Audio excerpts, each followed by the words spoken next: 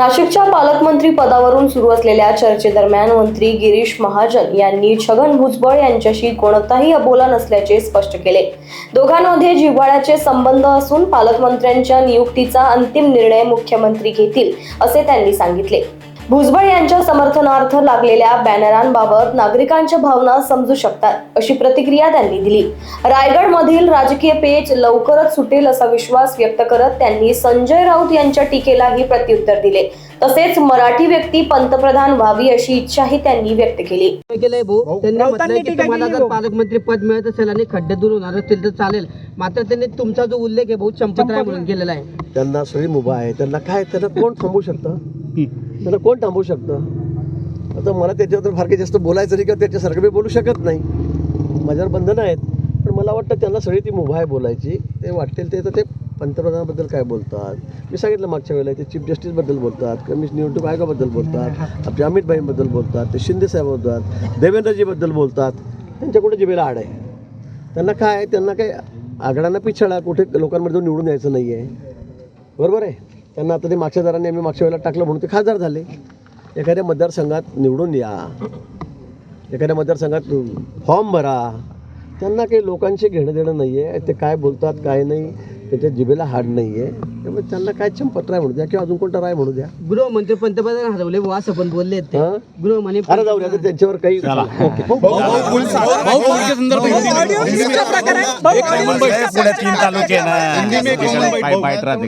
देशाचे पंतप्रधान होणार आहे, त्यांचं मत असू शकतं, त्याला काय प्रत्येकाचं मत असू शकतं नाही का? आता हे मला सांगा, तुम्ही वारंवार तुमचे राऊत साहेब म्हणतायत की उद्धवजींसारखं नेतृत्व देशाला मिळालं तर फारच भाग्य होईल देशाचं। आता किती मोठा जोक आहे तुम्हाला, तुम्ही सांगा बरं। पण देवेंद्रजीमध्ये मग तसं काय कमी आहे? सर्व गुण संपन्न आहेत देवेंद्रजी आमचे, पण त्यांच्या काकांनी म्हटले त्यांचं वैयक्तिक मत असू शकतं।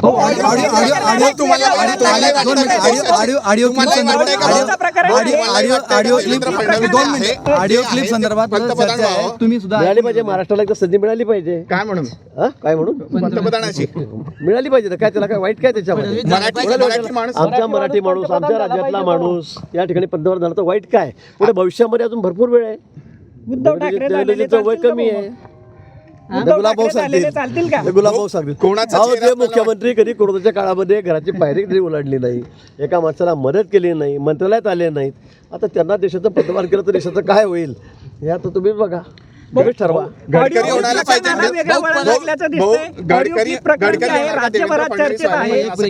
आपल्या पसंतीचा व्यक्ती कोण वाटतं महाराष्ट्रातलं पंतप्रधान म्हणून? आपल्या ते पसंती सगळा निर्णय तो वरिष्ठांचा आहे, आमच्या वरिष्ठ पातळीवरचा आहे। दिल्लीला सगळे आमचे हायकमांड बसलेले आहेत, ते तो निर्णय करतात। इथे बसून पंतप्रधानाची चर्चा आपण करणं म्हणजे फारच बालिश होईल ते माझ्या।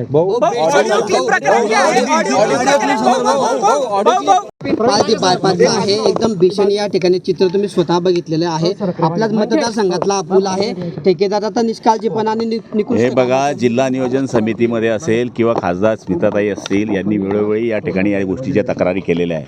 ऑलरेडी याची मुदत संपल्यानंतर सुद्धा याला मुदतवाढ देण्यात आली, तरीसुद्धा या कॉन्ट्रॅक्टरने हे काम सबलेट केलं आणि सबलेट केल्यानंतर आज बघताय की परिस्थिती काय आहे। त्यांना राज्याच्या कोणत्याही नेत्यांनी किंवा पदाधिकाऱ्यांनी तक्रार केली त्याचं त्यांनी NC घेतलेलं नाही, कोणाचं ऐकलं नाही। आसोद्याच्या शेतकऱ्यांनी तक्रार केली त्यांचं ऐकलं नाही, जनरल लोकांनी तक्रार केली त्यांचं ऐकलं नाही, खासदारांनी तक्रार केली त्यांचं ऐकलं नाही, जिल्हा नियोजन समितीमध्ये वेळोवेळी तक्रार झाली त्यांचं ऐकलं नाही। हा मगरूरपणा आहे आणि देवाची कृपा आहे की रेल्वेच्या बाजूला हे धसलं नाही, नाहीतर आज फार मोठी हानी झाली असती। पण आज हा एवढा मोठा रस्ता जाणारा, त्यामुळे ट्रॅफिक आज बंद झालेली आहे। नाशिक आणि रायगडच्या पालकमंत्री पदाचा विषय पुन्हा चर्चेत आलेला आहे। तिकडे भुजबळांचे पालकमंत्री पद करा हे बघा, ऐका ना, गोगावले तिकडे बोलले की पालकमंत्री पद निश्चित आहे, ते मलाच मिळेल। रायगडचा पालकमंत्री ज्यावेळेस MLCचा विषय झाला त्यावेळेस गोगावलेंना द्यावं असं ठरलेलं होतं आणि मला वाटतं की ते शब्द पाळतील अशी मला खात्री आहे। नाशिकचं मला माहीत नाही, नाशिकचं नाही, पण मला पूर्णपणे रायगडचं माहीत आहे। लोकार्पण करण्यात आलं, 4 दिवस झाले हा पूल बंद आहे, अद्यापही त्याच कॉन्ट्रॅक्टरला काम दिलेलं दुरुस्तीचं, तोच आज या ठिकाणी। हे बघा, माझं तर म्हणणं आहे की स्ट्रक्चरल ऑडिट झालं पाहिजे, त्याच्यावर फौजदारी गुन्हा दाखल झाला पाहिजे, वेळ पडली तर जेलमध्ये घालता आलं तर घातलं पाहिजे, असा विचाराचा मी माणूस आहे। कारण की हा पूल काही छोटा पूल नाही आहे, हा पूल देशाला जोडणारा पूल आहे, 4-5 राज्यांना जोडणारा पूल आहे। ह्या पुलाच्या माध्यमातून जर अशी घटना घडत असेल तरी अद्दल घडवली पाहिजे की याच्या पुढे देशामध्ये असा कोणीही कॉन्ट्रॅक्टर असू नये की ज्याने असं घाम करावं.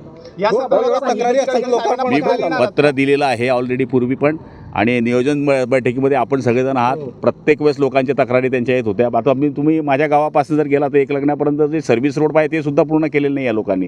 त्या तक्रारी करून सुद्धा यांना असं वाटतं की सेंट्रल आहे आमचं कोण बघून घेईल, राज्याचं काय ऐकायचं, अशा पद्धतीची रग यांना आहे. मला तरी असं वाटतं की त्यांच्यावर कारवाई करण्याकरता मी शिफारस करेल. पुन्हा नव्यानं झाला पाहिजे हा रस्ता पुन्हा Yes, नव्यानं झाला पाहिजे. निश्चितपणाने घेऊ, ते आपल्या राज्याचे आहेत आणि त्यांनाही आम्ही आमच्या घरानं सांगू. पण नव्यानं झाला पाहिजे का रस्ता नव्यानं झाला पाहिजे का? जे केंद्राचे अधिकारी आहेत त्यांच्यावर काय कारवाई व्हायला पाहिजे?